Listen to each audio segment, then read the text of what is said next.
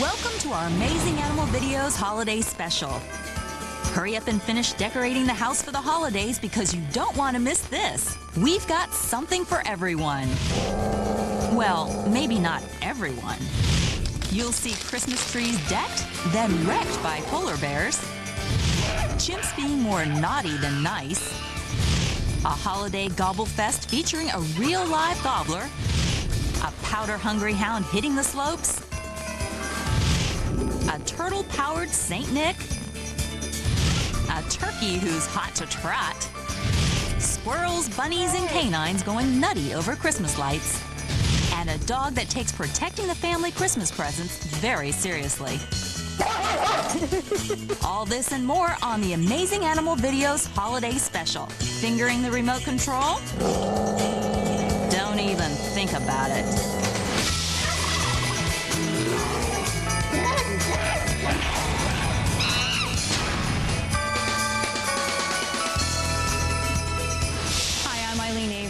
You know, when we see snowy landscapes, we often think of the holiday season. But while these winter wonderlands fill us with holiday spirit, they can mean trouble for the wildlife living in these icy conditions. A struggle for survival captured on home video shows us just how dangerous it can be. Soldotna, Alaska. Not exactly the first place you'd look for heart-stopping drama, incredible courage, and amazing video. And yet, this picturesque setting was the scene of an epic rescue attempt, with all the elements of a Hollywood summer blockbuster, including divine intervention in the form of a mystery helper. It all starts one wintry day at the Kenai River Lodge, owned by Doug and Stephanie Green. I was just doing my dishes and looking out the window, and I noticed that a moose was coming across the river toward our property, and she just fell through the ice and disappeared. I assumed that she was strong enough to pull herself right back out because they're such huge animals. But it's her size and great weight that is working against her.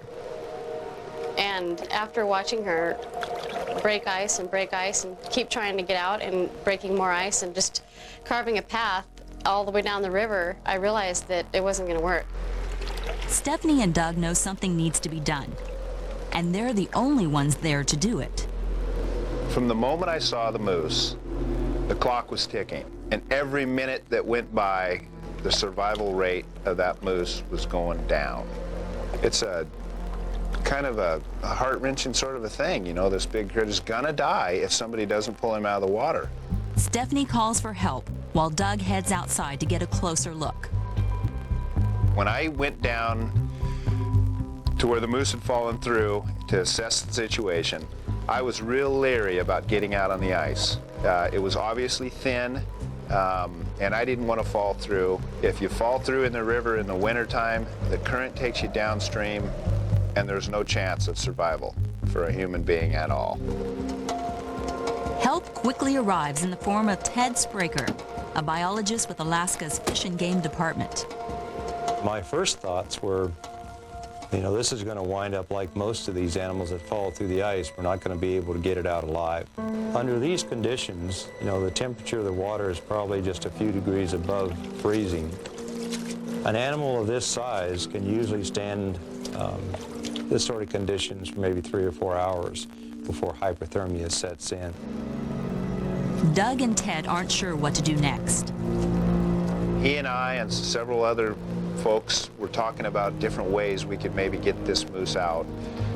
We finally came up with an idea. We're going to have to get a rope around his neck. Well, how are we going to do this? They need a miracle, and they get one. I came up with a fishing pole with a weight. Some other folks showed up out of the blue with a canoe. And one of the fellas happened to have a survival suit. Perfect. So we had everything we needed. We had the manpower to pull the moose out. But no matter how hard they try, they can't lasso the moose, and precious seconds are ticking away. After watching the man with the lasso miss time and time again, I could hear people saying, you know, this is not going to work. We just need to give up right now and just leave the moose alone. Give up or go on. This group of Good Samaritans refused to give up, giving it one last shot. Finally, the local telephone company provided us with a telescoping pole, and it was simple as could be. You put it right out there and lassoed the moose, no problem. So we had the moose right where we wanted him then. As rescuers pull the rope, the moose suddenly disappears beneath the icy waters. What seemed like an eternity, the moose popped clear out of the ice and skidded right up on the ice, and it was laying there motionless. Its nose was packed full of ice and snow. It couldn't breathe at all. So we kind of scraped the snow and ice out of its nostrils. Doug and another rescuer quickly secured the rope to the animal's feet to prevent it from falling back into the water. When she stood up, after she shook all the ice and snow off of her, everybody just was screaming and laughing with joy because of all of the hard work that everybody had put in. Who is the real hero of this rescue? Lots of people acted with courage and fortitude, but the man who made the difference didn't stick around to take a bow. The man in the canoe was the real hero in this operation. I don't know his name. I've got no idea who he was, where he went. He's the real hero, though, as far as I'm concerned, in this whole event. He's the guy that actually went to the front line and put his life on the line for that moose.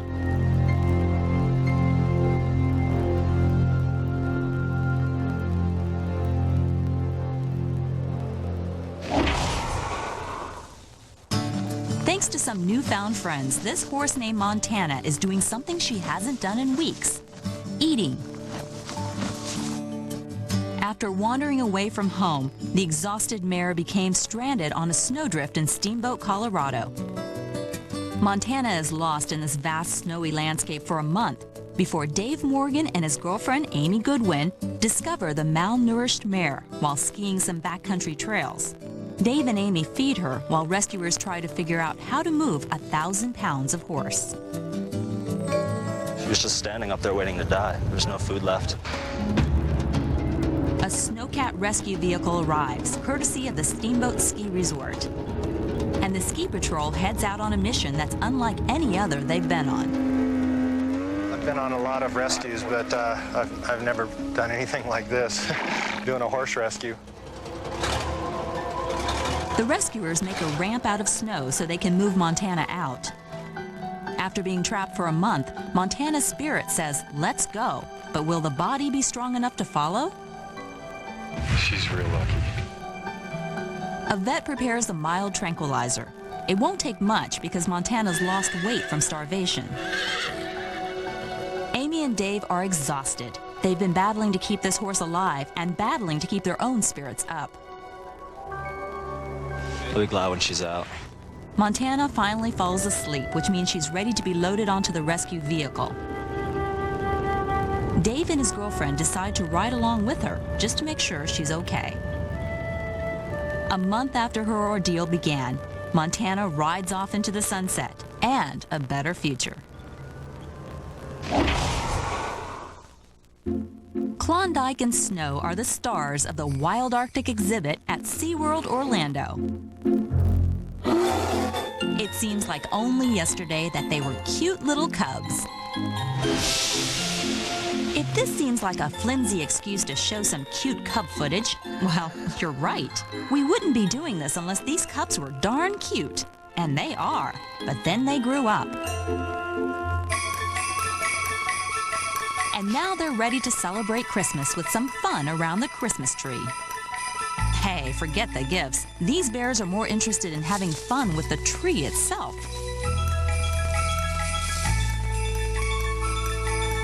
Oh boy, this is the best gift ever.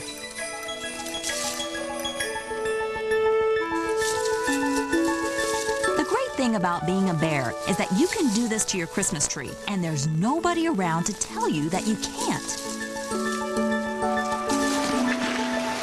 Oh, sure, you've got to put on the occasional show.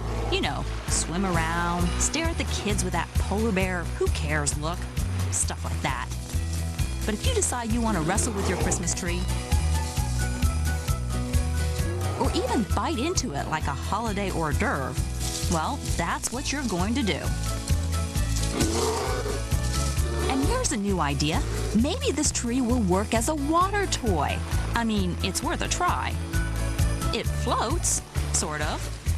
Anyway, it floats long enough to be amusing until Klondike and Snow get bored with it. These two polar bears have come a long way since cubdom, when they were so cute. We just couldn't resist showing them again. They're now 6 years older and hundreds of pounds heavier. But they're still winning the hearts of all those who come to visit at the holidays.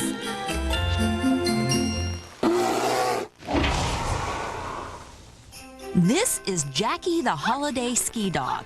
Of course, Jackie isn't skiing right now. That's why she's barking so much. She does not want to become known as Jackie the running through the snow dog. So we'd better find those skis pretty darn quick. Okay, now this is more like it. Yep, Jackie has her own custom skis, just like all top dog skiers. Then it's up and over the top of the ski lift. And enough of this being carried, Jazz. Let's hit the slopes. The Snow Bowl in Flagstaff, Arizona has never seen anything like jaunty Jackie. Oh sure, we're on a bunny slope right now, but that's just because Jackie doesn't want to show up owner Susan Tallarico. She's the one who first figured out how to put her 8-year-old Jack Russell Terrier on skis. I was teaching skiing. We were at a party one night, saw an old Warren Miller video of a dachshund on skis, and we said, hey, our dog is short, so let's figure out a way to make her ski. Make her ski? Who had to make her ski? This is one hot doggin' dog. And when all that snow melts in the early summer, that's when Jackie turns into a boogie-boarding cowabunga canine. Of course, Jackie has a little less practice at this. Luckily, Jackie knows how to dog paddle. Coming up next, a thieving varmint vamooses with some Yuletide cheer. And, not to be outdone, X-ray film of a dog who chows down on Christmas lights. Plus, billions and billions of tiny creatures begin the annual invasion of Christmas Island. Also, most people jog with their dog, but not this guy. He hits the trails with his turkey. And meet a canine that takes Christmas just a little too seriously. This is Darla, Santa's self-appointed gift guardian. Stay tuned. One of the most popular holiday tales is The Grinch Who Stole Christmas. Why did he steal it? Because his heart was 2 sizes too small. Now we're going to meet some animals who try to steal Christmas as well. Not because their hearts are 2 sizes too small, but because their eyes are 2 sizes too big, and those lights are just way too shiny. Where are my Christmas lights going? That's what troubled homeowner Bruce Hennings of Springwater, New York wanted to know. One way to find out: set up some surveillance. He soon spied this squirrel working on this light like it was the last acorn on Earth.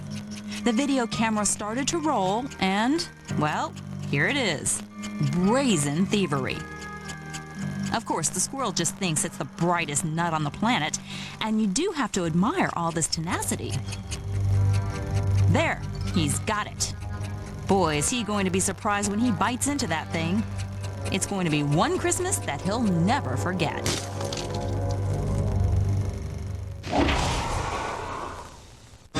Another holiday whodunit has an Illinois man hopping mad. I told the police, I said, whoever it is, I want to prosecute it to the full extent. Sometime during the silent night, someone is sneaking into David Robinson's yard and cutting up his Christmas lights. What a Scrooge. David keeps on taping up the damaged strands, but he just can't keep up with this vicious vandal.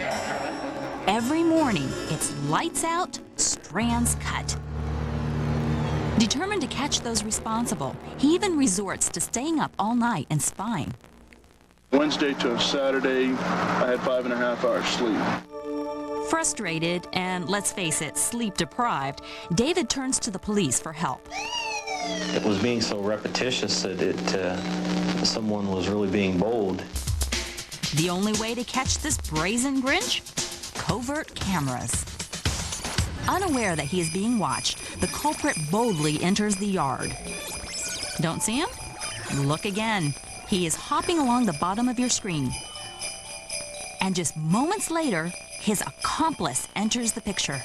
Yes, these vandals are vermin of the cottontail persuasion. No one knows what drew the bunnies to the light cord, or for that matter, what kept them coming back night after night. From what I hear, Christmas light cords are pretty tasteless. By the way, after some long, hard thought, David decided against prosecuting the furry little felons.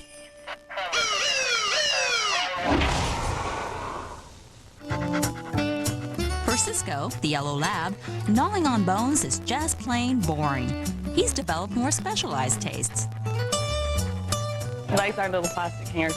He's a rug chewer, too. But that's nothing compared to what happened when this omnivorous hound chowed down on some Christmas lights at his owner's home in Phoenix, Arizona. We came home from Christmas shopping and found a lot of Christmas lights all over our apartment. Well, this X-ray reveals that Cisco gulped about 20 lights and the bits of cord between them. He didn't actually eat the whole string in one shot. He kind of got segments of it, and there were a few bulbs missing, so I called the vet. No one at the Cottonwood Animal Hospital was taught Christmas light removal at veterinary school, but there was a job to be done. I've had some dogs in 5 or 6 times with taking rocks out of them, or wire, or cords off of appliances, or balls, or different things. Luckily, Cisco passes most of the lights from his system, and the vets are able to remove the rest without surgery.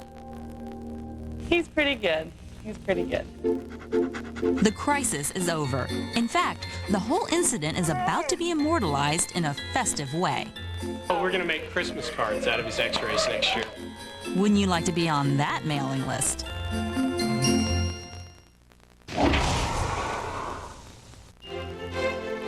And now a holiday special within a special called The Dog Who Missed the Entire Point of Christmas.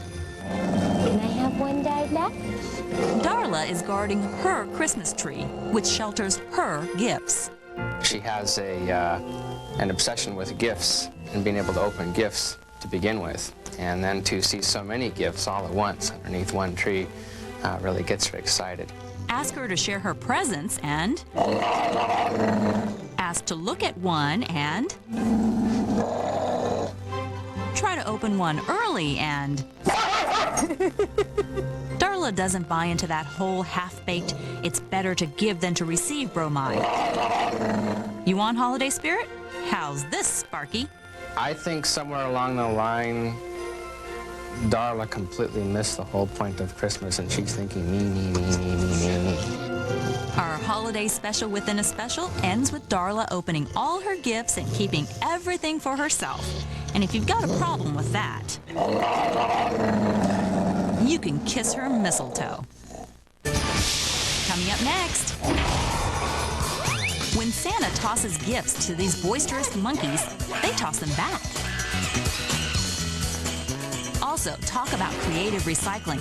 It's a day after Christmas feast for a pack of happy pachyderms. Plus, watch out, the turkey on this holiday table is alive. And find out why a family of farmers is convinced this tiny calf is a Christmas miracle. Stay tuned. Ever had that embarrassing experience of opening all your gifts on Christmas and then looking into those big wet eyes of Bowser, your pet beagle, or Fluffy, your pet cat, and realize, oh no, you forgot to get something for them? Hey, animals love Christmas just like the rest of us. And Santa takes care of them just like he takes care of us. These next videos are all about what happens when animals meet Santa. You could literally feel the excitement when Santa Claus came calling on a group of chimpanzees at the Lion Country Safari in Loxahatchee, Florida. The chimps could barely contain themselves when St. Nick began tossing gifts from his seaworthy sleigh. As visions of bananas danced in their heads, these playful primates tore into their colorful packages. Wait a minute. This isn't a banana? Santa always makes his list and checks it twice. But something must have gotten lost in the translation here, because clearly this guy did not have a stuffed animal on his list. These apes aren't monkeying around. This chimp doesn't even take the time to open his package. He just sends it flying right back. Watch out, Santa. Incoming! Boy, this is the first time we've seen the jolly guy in red forced to take cover. And Santa thought kids were a tough crowd. You better watch out. You better not cry. You better not pout. I'm telling you why. Santa Claus is swimming to town. That's right, swimming. Now, you don't suppose that Santa Claus, and this is Santa Claus, make no mistake about that, even though he is underwater and this is South Korea. You don't suppose Santa Claus, a man sworn to bring happiness to every creature on Earth, would forget these fish, do you? And Santa knows what these fish like. The same thing you want for Christmas, we're sure. Fresh squid. What else? To these fish, getting fresh squid is like being the only kid in the 7th grade to get a pre-release version of an especially cool video game.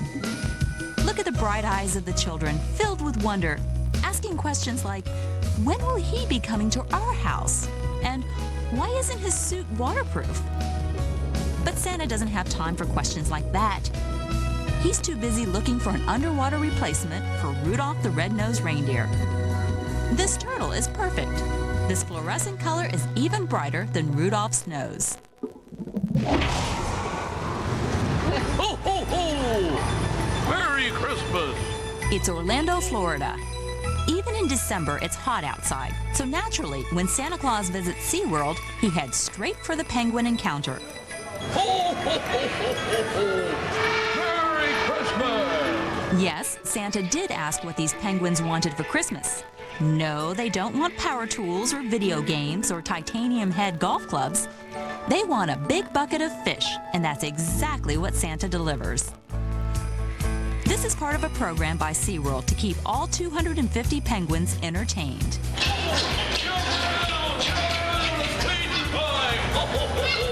It's not every day a jolly fat man in a loud red suit tromps through their little bit of heaven, lobbing them fishy bits. Hey, got a whole bucket for you right here. Where are you going? Now, what would you like for Christmas? After that, it's over to the dolphin tank, and Santa strips down to what he wears when it's casual day at the North Pole.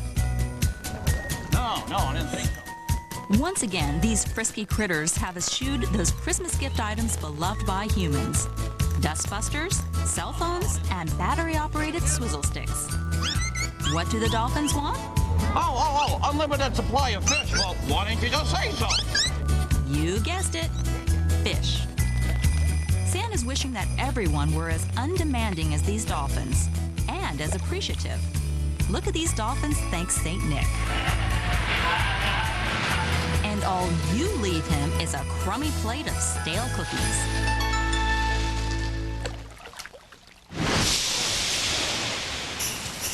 Are you trying to get more fiber into your diet? If so, you may want to consider snacking on a Christmas tree. Hey, it works for these guys. While kids anticipate Christmas morning, these elephants in Florida are more interested in the day after Christmas. That's when the trees start rolling in. Yep, they can eat them all day. They break up the boredom for them. They're a lot of fiber to the trees. It may not sound appetizing to you and me, but just look at Ladybird go. This unique Christmas tree recycling program keeps this 5-ton female elephant and her friends at the Lion Country Safari well fed.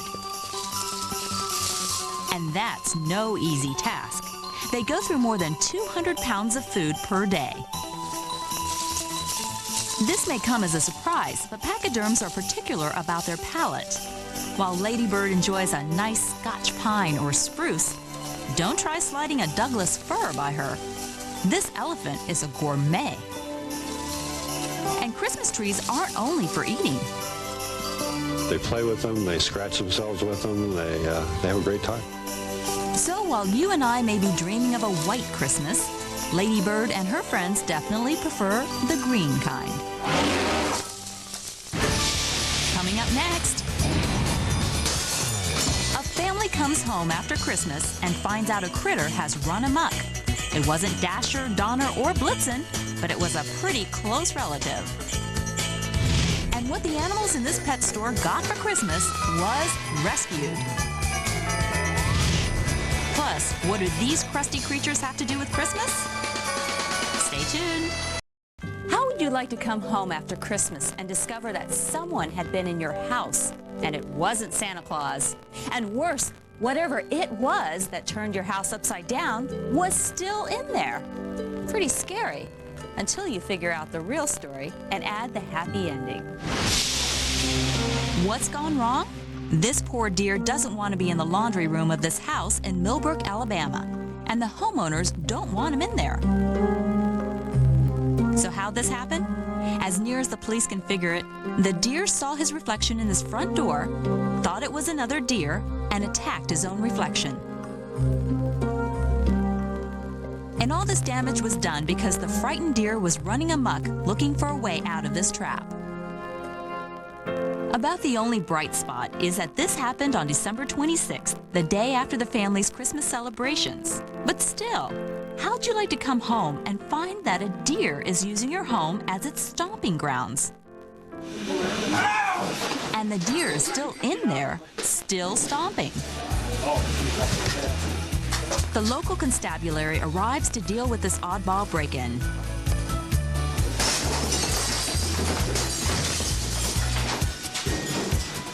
After letting the deer work off some energy bashing the washing machine,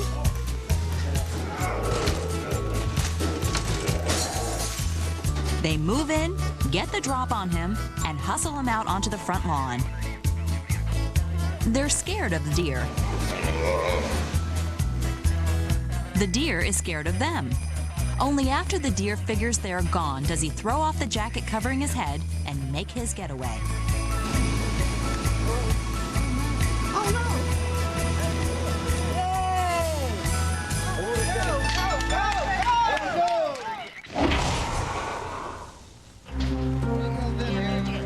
It's the day after Christmas, and a shopping mall in Moorestown, New Jersey is on fire. Flames roar through the building, closing in on a pet store. Rescue workers leap into action. They fight through the flames and pull out every pet.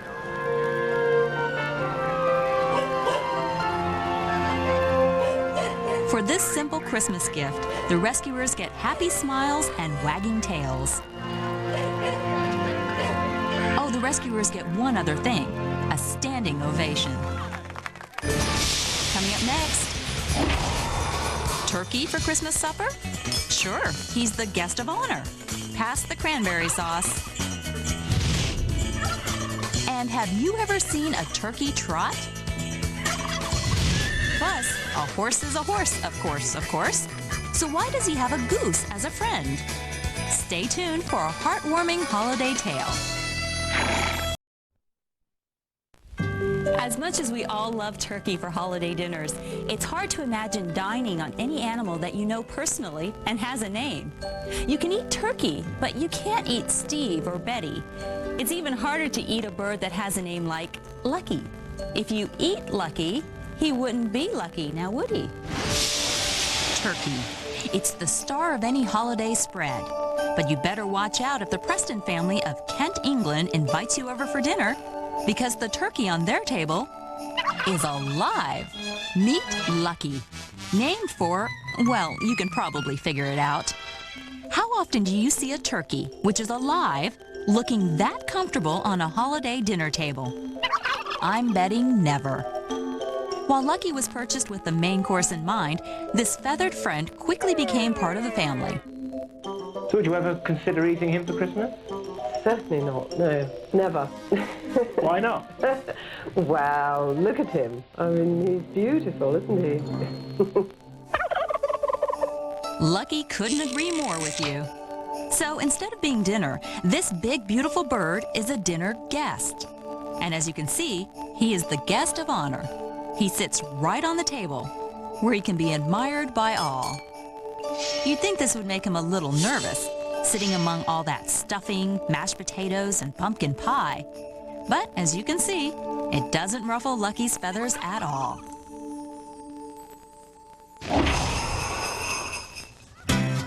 There was once a dance called the Turkey Trot, but it was nothing like this. Meet Wilbur, the jogging turkey. Wilbur is pure poetry in motion, but don't expect to see him running any marathons. He gets near 2 miles and he starts tiring out. Wilbur loves jogging alongside his owner, Bob Garner of Seattle, Washington, and Bob's dog, Queenie. And the feeling is mutual. Wilbur is family, after all. Come on! I can't visualize having a turkey on the dinner plate. Bob, you just made every day a holiday for gobblers everywhere.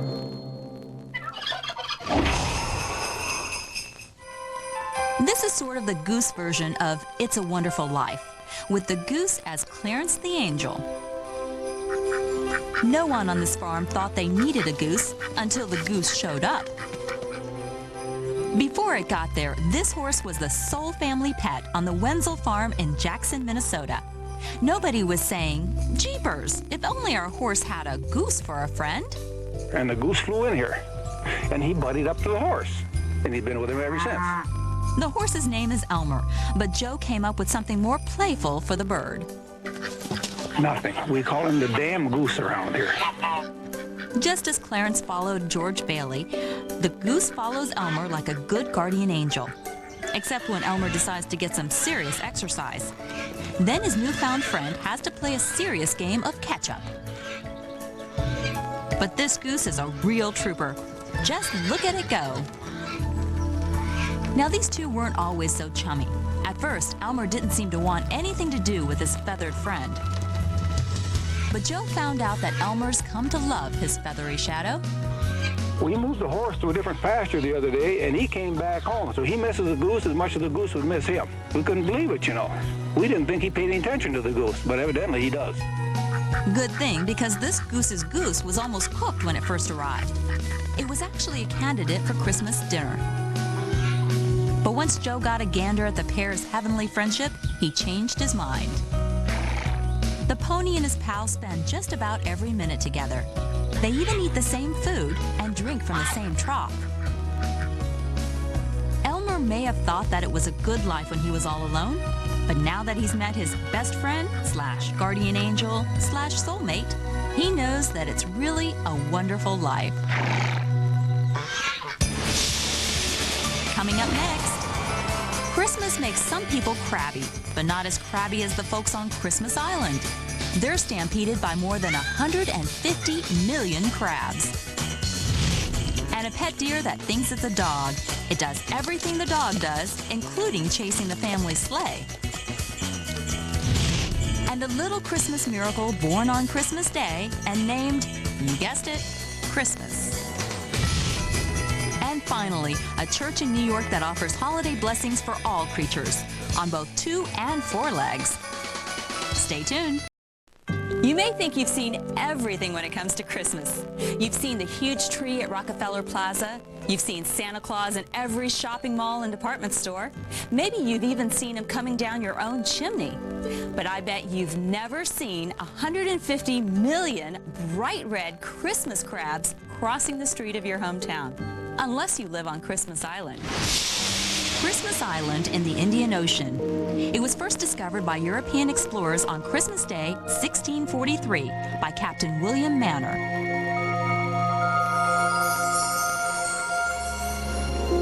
Today, this island is home to one of the most astonishing migrations in the entire animal kingdom.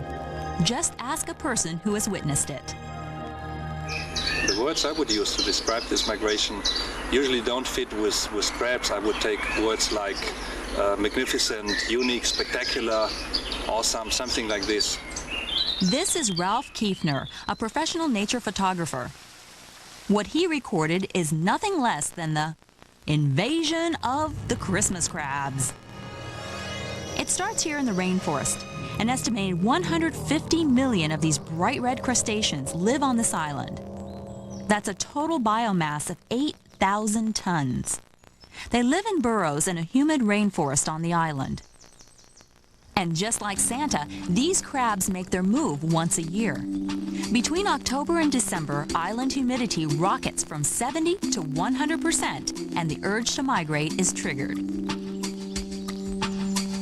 Just like Santa, nothing can stop them on their red-suited mission. Their trek is 3 miles to the beach, where the females will eventually release eggs. During the migration of the crabs, it's just a chaos everywhere because the crabs are just everywhere. You can hardly walk without stepping on them. You can hardly drive a car without running over them. The local residents do their best to avoid the crabs, even posting signs like this one. Sometimes you even break the tire of the car. Or just like on the golf course, for example, they have a special rule while the crabs are migrating. So that means the animals, the crabs, they belong to the game, which means if a ball is kicked into the hole by a crab because possibly it's on its way, it's in. That's all well and good, but then there's the problem of reaching into the hole and getting your ball without getting pinched. During the holiday migration season, the crabs are everywhere. Inside your shoes,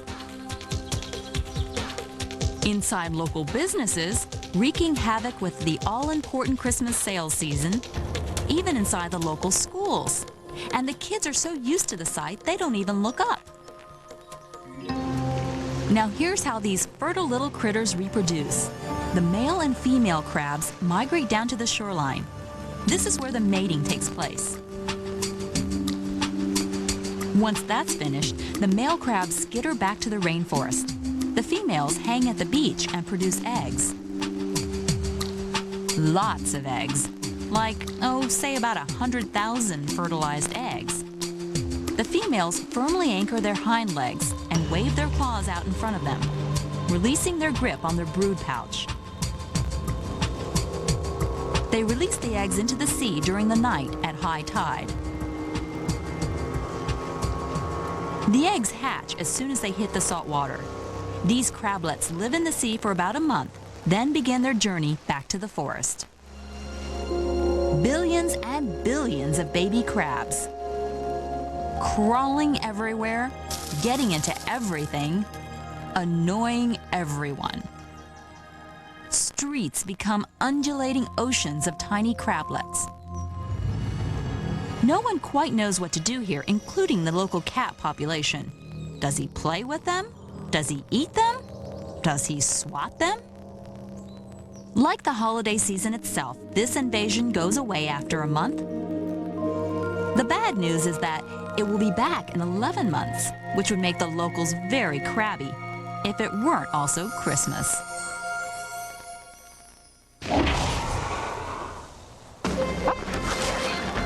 The Radke family loves spending holiday times with their dogs on their farm in Duluth, Minnesota. But they also like hanging out with another pet who just seems to symbolize the holiday season. Meet Hansen, the deer. Hansen is so affectionate he might have been raised by Santa's elves. He freely doles out kisses, and he's perfectly comfortable feeding right out of your hand. He's free to come and go as he pleases, but he never strays far from the farm. That's very odd for him to stay. Very odd. Sue rehabilitates orphaned fawns, and Hansen came under her care right after he was born. They call us, and then we usually bottle feed them and let them loose like halfway through the summer. And usually by fall, then they take off and they go on their own, except for him. Hansen's lived with his new family for several months now, and it seems like there's no place he'd rather be. Especially when he gets to tag along on that holiday favorite, the family sleigh ride. Hansen trots right alongside the horses and his canine siblings. He's a full-fledged member of this family, and Sue Radke's become the Mrs. Claus he never knew. He never saw his mother. That's what we're assuming what the difference is. And so he doesn't have that wild enough instinct where he was with her at all. And so all he saw were the dogs and us. Though this deer is technically a wild animal, he's as tame as they come. And he's an ideal companion. Like, he's always fun to play with, and he's just a big dog. A big dog that's really a deer and makes every day seem like Christmas. People are used to getting special deliveries for Christmas, but the Hutchinson family was certainly not expecting the gift they received. Delivery came courtesy of the family's cow. On December 25th, 1994, she delivered a happy, healthy, and downright tiny calf. We have never, ever seen a calf this small that's been born alive. At birth, this little heifer weighed in at only 9 pounds. Wow, that's smaller than my cat. Most newborn calves weigh at least 60 pounds. Thrilled with their little gift, the Hutchinsons named the calf Christmas in honor of her birth date. Christmas may not look that small in her special cow crib, but just look at her when she stands next to a normal calf. She barely reaches the bigger bovine's belly, and she is a whole 5 hours older than this guy. The big calf would drink out of, and this is the bottle that I feed her, which is just a normal baby bottle. Look at her go. This pint-sized calf is so cute and so rare. The Hutchinsons are convinced she's nothing short of a Christmas miracle. And we're pretty sure Christmas is milking it for all it's worth.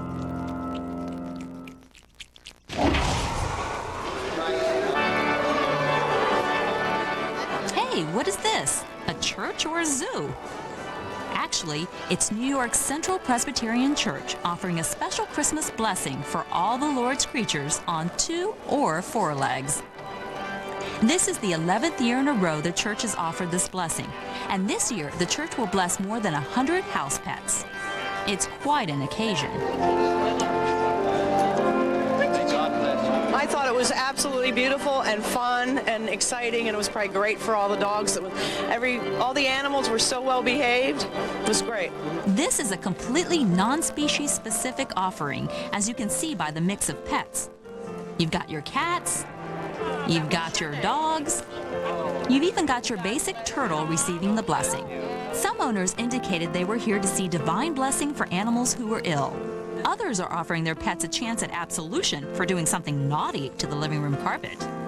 And so all the songs were about the frog, the carol, the birds, the camels. And so during that, to have a few dogs barking was just sort of a choir, an appropriate choir for an animal service. This is definitely a night when all of God's creatures, big and small, head home with a song in their hearts. Thanks for watching this special holiday edition of Amazing Animal Videos. We hope you enjoyed our gift of undercover video of bunnies burgling Christmas lights, some polar bears who love their Christmas tree a little too much, downhill dog on a holiday ski spree, millions of Christmas crabs redder than Rudolph's nose, a submarine Santa spreading underwater cheer, some mischievous critters who want to monkey around with the whole idea of Christmas, and finally, an effective way to keep your kids from peeking at those gifts too early. From Amazing Animal Videos and every single animal in every single one of our videos, we wish you the happiest of holidays. I'm Eileen Avery. Thanks for watching.